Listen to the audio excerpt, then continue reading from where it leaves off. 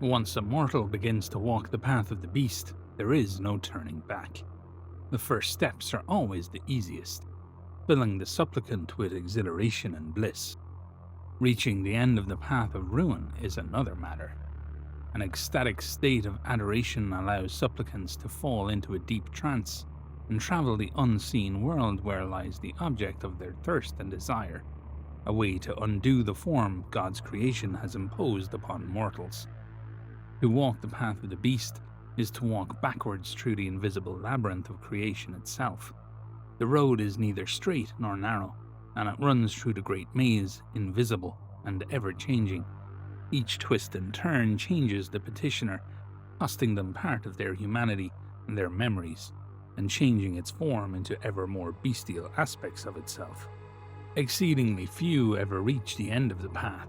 Almost all of the adherents are lost in one of the dead ends from which there is no return. Others lose their purpose and independent will, forgetting what they once were searching for. Forever lost in a shape between the beast and man, they swell the ranks of the packs that haunt the isolated woods and unforgiving mountains. Throughout the ages, people have called such creatures by many names: skinwalkers, changelings, werewolves, marbendel, and numerous others, trying to define creatures that stand apart from any comprehension. But they are not truly an aspect of the beast. Such privilege is reserved for the chosen few who find their way through the nigh endless, eternally shifting maze. The horned priests teach their followers that at the heart of this labyrinth sleeps the Behemoth, first of God's works, a beast that predates the rest of the world. On the skin of the beast are painted Sephiroth, the divine emanations, 22 letters of creation. The combinations of these letters and the divine name form the structure of all things, the construction of the world and the cosmos. Combining these letters, the supplicant will be able to escape all the shackles God has placed on them, so they can be part of his creation and powerful plan. Here, the clay of creation can be broken down into its parts, remolded by the supplicant, and as the final prize for the adoration of the beast. The triumphant supplicant will rebuild its being according to its own will, to represent the aspect of the beast that they once decided to follow. It emerges from the labyrinth in a shape of its own choosing, reflecting the inner self as an aspect of the beast, a monstrous thing called the Zygotic Lord. It returns to Earth as a newborn, embryonic and weak, but will then develop according to its own design rather than according to the divine plan. Its growth into an apocalyptic monstrosity dictated only by its own will, and the hatred that the beast holds for all of humankind. It then travels into the wild places of the world, haunting the deep valleys of the mountains, forgotten grottos, or impenetrable forests. The hunting packs of the beast and their mortal followers gather in the vicinity of their lairs to worship it and wait for it to emerge and lead them in revelries of blood and euphoria. The Zygotic Lord will dwell in its lair for many moons, as its packs bring offerings and choice morsels to consume. It will grow until no dark forest or mountain cave can hide its awful majesty. It then rises and gathers its adherents around it, and the lesser creatures of the path creep and slither from their hiding places. Though possessed with unnatural speed, strength, and enormous size, it is the voice of the Zygotic Lord the faithful fear the most. It emits howls of adoration, throwing its followers who hear it into an ecstatic state of frenzy. For those unwilling to accept the path of the beast, it reveals the labyrinth around them in all of its awful horror. It takes extraordinary willpower to wrench your mind back into the real world, and most are lost in the labyrinth, dwelling amidst wonder and glory of the beast forever, even as their bodies lie catatonic in hospices or sanatoriums. Alrighty, Path of the Beast lore today, and kind of hinting at, there's some very obvious, I feel, cosmic horror influences ongoing here, but there's a similarity revealing about the Path of the Beast that we also know about with regards to, or at least we think we know about, with regards to the Temple of the Metamorphosis, where they're both trying to escape whatever form it is that they have.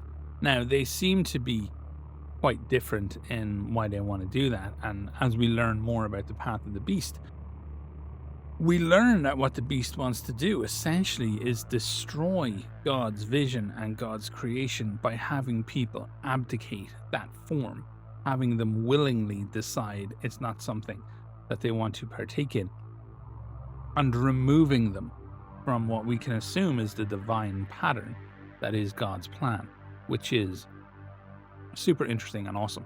Now, a couple of things to get into before I start rambling too much. The document, which you'll be able to see if you go and visit the Trench Crusade website or the Discord or the Facebook or wherever you want to go, you will notice there's some large, there's some beasts with capitalizations and beasts without capitalizations. I'm currently taking it that there may be a difference between, I don't think that Behemoth is the beast. I think Behemoth is just Behemoth. I don't think Behemoth is the thing that is inspiring people to travel the path of the beast. And the reason I think that is because of the capitalization in the document. If you go and look at it, when it refers to Behemoth as the beast, it's small b. When it's referring to what we know of as the beast regarding the path of the beast, it's a capitalized B. So I'm, kind of wondering what the deal is there. And I've sent Tuomas a message, but he's a busy man. He can't just get back to me straight away with my bullshit. So when I get an update, I will let you know in the comment section below. So one of the things that I really like about this lore drop is there's kind of a heavy use of irony in a literary sense here, because to make it all the way through the Path of the Beast, you actually have to hold on to your humanity, essentially, the longest to make it to the end. To ascend beyond essentially sheer instinct, or revert beyond sheer instinct, however it is you wish to interpret what the Path of the Beast is trying to do with people here. You have to be able to hold on to that vision of yourself as human right to the end, so that the decision that you're making and the choice that you're making is apparently a conscious one to become whatever it is that you want to be. Now, creation is referred to here as a labyrinth, and the Behemoth has the Sephiron on it. We'll get deeper into the Sephiron in a minute, but a lot of Trench Crusade lore, we've talked about this in the Trench Crusade Mysteries video where we discussed the Metachrist. And I'm not taking this as evidence that I was kind of right there or anything, but I've said before, the impression that I get is that these divine functions, these divine mechanics of essentially the Holy Trinity of God, Jesus, and the Holy Spirit are functions or features almost of reality, that they're channels dug deep into the fabric of creation, essentially, and that what the Metachrists can do, because they're flawed and they're imperfect clones, they can hack essentially a tiny part of it. So basically one of the 10 emanations, they can wield it, this tiny aspect of a singular emanation.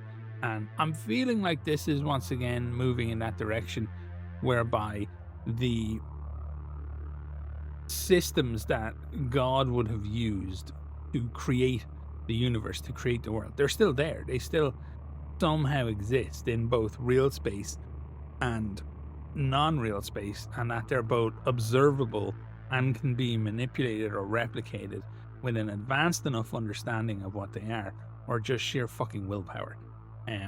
When it comes to a sheer willpower thing, I would point to those shells that the heretics use that can undo creation. Whoever discovered that would have just been raw willpower.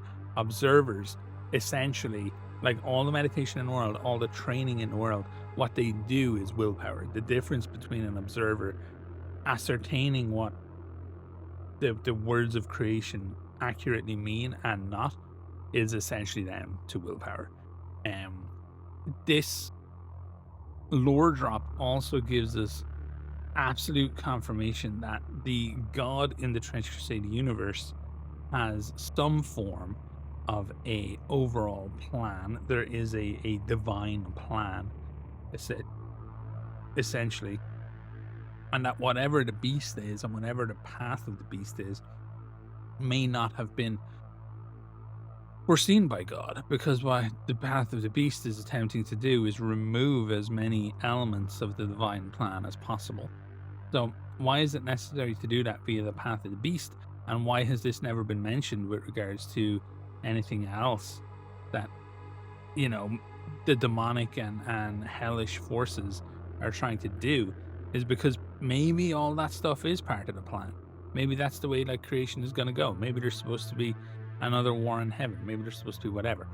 And the true kind of fly in the ointment of that entire picture is something like the path of the beast, potentially.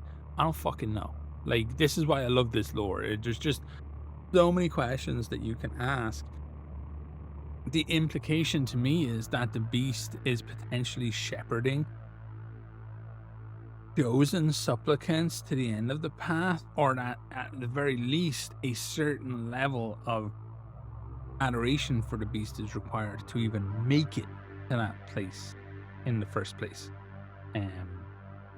And the beast is also described as hating mankind, so that the alteration that it's putting people through, I would not consider it to be like ascension anymore at this point. I think potentially the Church of, or the Temple of Metamorphosis, will be maintaining that kind of ascension vibe with their changing and growth. But rather, this is just absolute destruction of the divine image, if you want to argue that God made mankind in his image. So maybe that's the problem that the beast has overall. And it also wants them to like voluntarily abdicate that form, that image, those gifts, and their place in God's plan. That's like part of the work, essentially. And then I really like the whole thing about 8. We kind of knew from previous lore drops around the path of the beast, especially the beast lord, that these things can get really fucking big. But like the Zygotic lord can also get really big. And I love the thing about the kind of, the voice of it is like a psychic attack almost, where if you're not willing to follow the path of the beast, it still throws you into the labyrinth. Like, it can forcibly throw essentially your soul into the labyrinth, and there you remain unless you are like remarkably strong mentally and emotionally and willpower and all that kind of stuff. Now, one of the things that we're going to go a little kind of deep on, I guess, and it's very easy to kind of get this kind of stuff wrong because it's very interesting and very deep and very broad, I want to say. But Tuomas did specifically mention to me that this is like something that he's really intrigued by, so seems to have very much purposely worked it in to the game at this particular point. And that is the Sephiroth in Cabala. They are essentially 10 divine attributes or emanations through which God manifests and interacts with the world. So essentially the emanations can be considered the levers that God was pulling to create reality, to form actual creation.